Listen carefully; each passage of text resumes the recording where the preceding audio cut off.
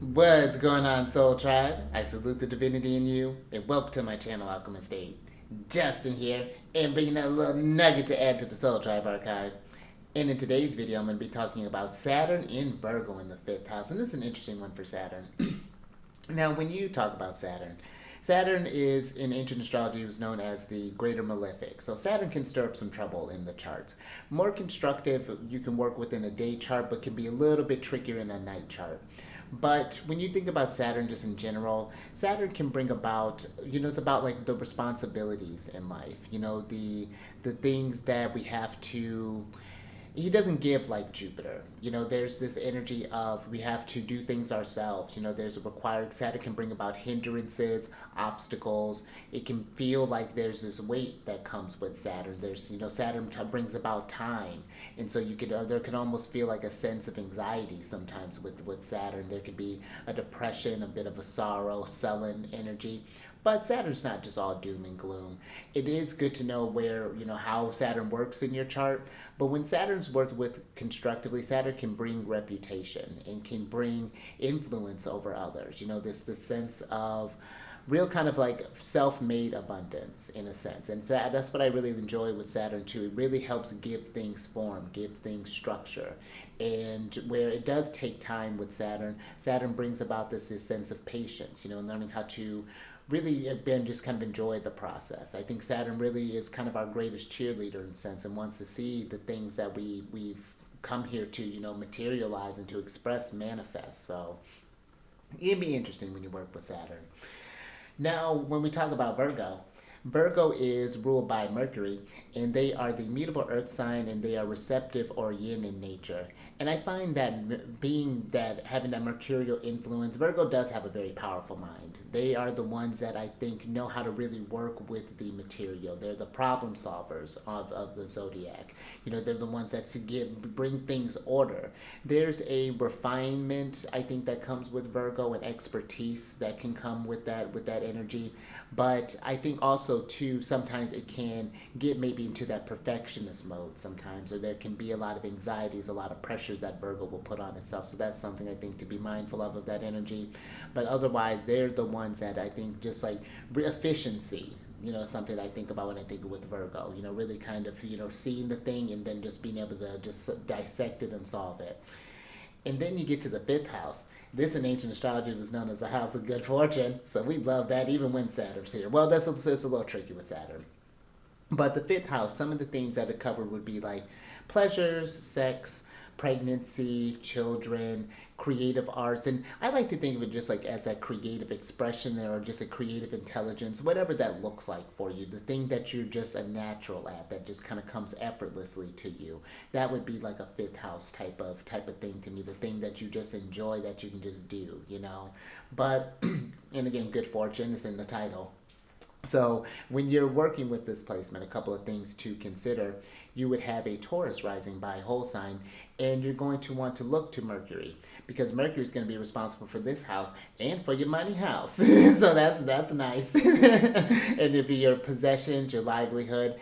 And then Saturn is going to be responsible for your 9th house, which is like your house of spirituality, education, and like higher education. This can be religion, spirituality, foreign travels and cultures, things along those lines. And that 10th house, which is like your ambitions, achievements, rank, reputation, career, skills that you want to master, things along those lines.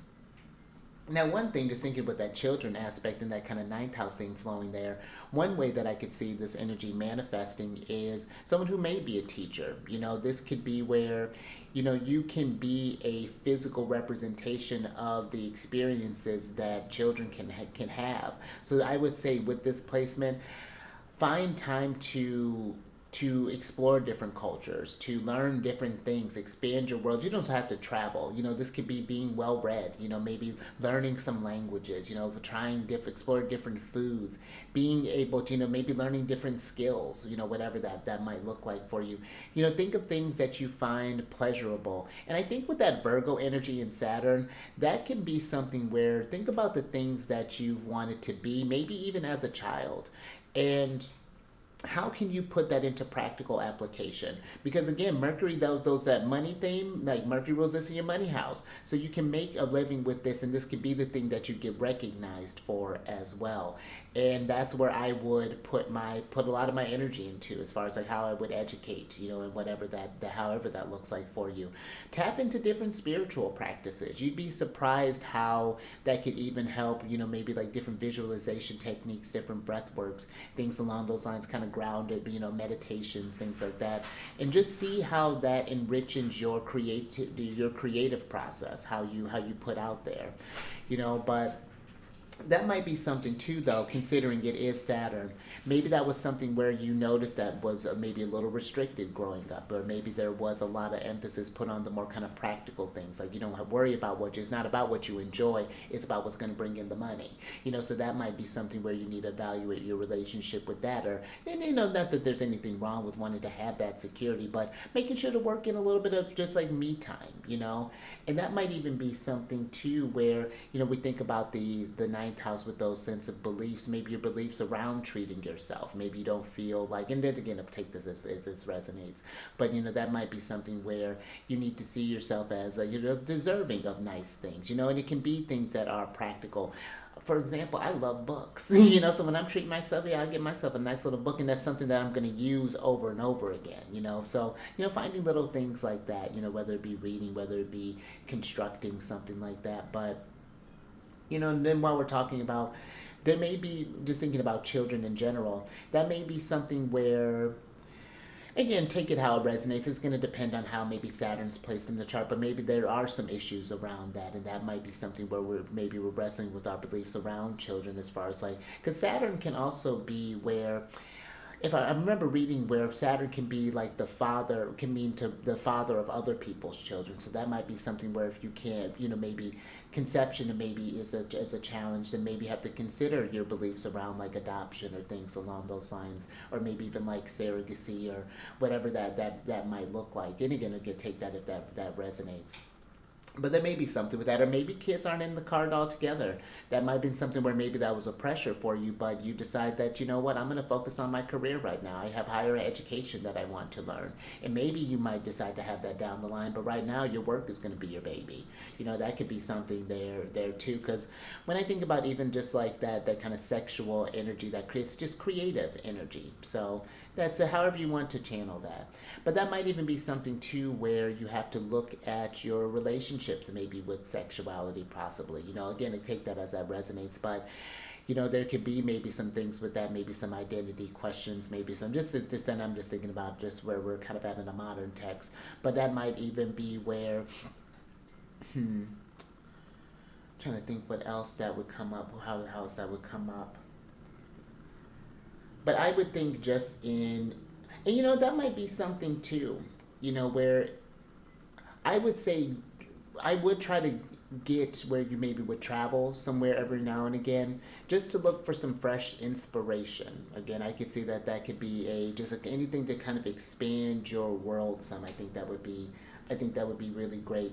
And then if you do end up, if you do end up having children, I've seen where this, or where Saturn in the fifth house kind of manifests, is where children change the game up. You were doing things where life, because I get it, maybe life was just kind of big old fun time. We were really kind of enjoying that pleasure. It's part of the of the fifth house. But then we get into the children, and then it's like the future changes. Now you're being recognized as a parent, and all of the weight and the responsibility that comes with that. How do you set up them for success? What are some sort of like what sort of things you want to introduce into the world, some kind of things. So I would say too, even with your children, take them on different trips, explore, expand their mind, read with them, take them on an adventure, that might be, and I would even think too, that might be fun. You're working with the astrology, just because that ninth house rules that too, maybe even, working with your kids in your chart and doing maybe the scene, because I'll tell you what, something really fascinating.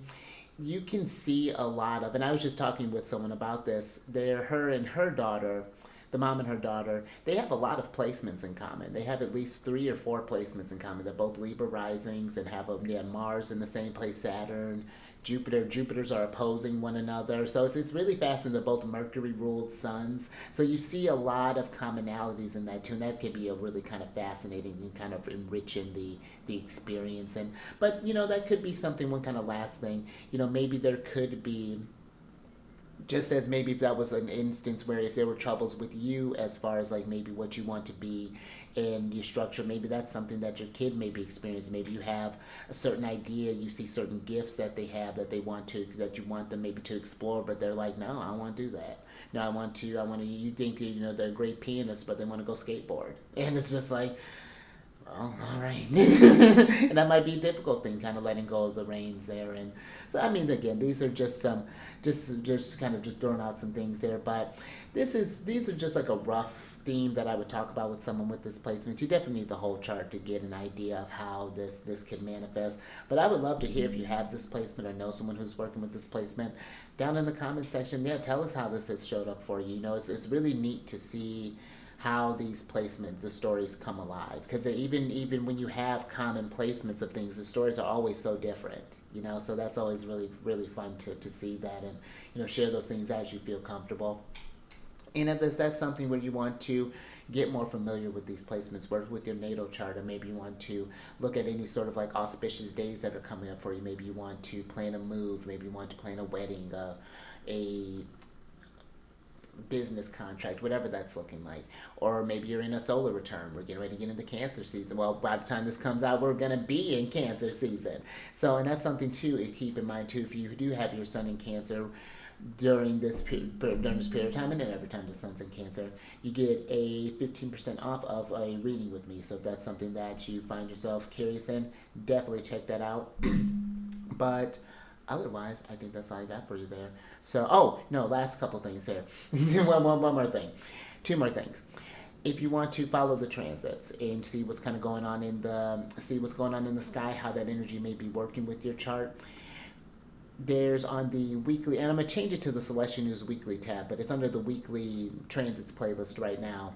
And it just talks about the weekly transit and how to work with the energy. Saturn will eventually retrograde back into Virgo, and if you got late Saturn here, this will be an opposition there. So thinking about your future, what are you doing, how to reconcile the two things. So, but just some things to think about.